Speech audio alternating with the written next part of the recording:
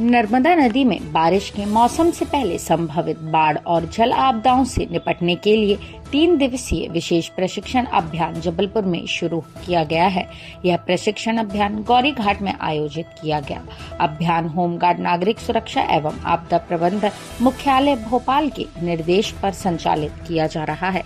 प्रशिक्षण में जबलपुर संभाग के विभिन्न जिलों से आए 51 जवान शामिल है। प्रशिक्षण के दौरान जवानों को नर्मदा नदी के तेज बहाव में रेस्क्यू ऑपरेशन, बाढ़ जैसी प्राकृतिक आपदाओं में राहत एवं बचाव कार्य, लाइफ सेविंग तकनीक, बोट संचालन और आपातकालीन परिस्थितियों से निपटने की विशेष ट्रेनिंग दी जा रही है।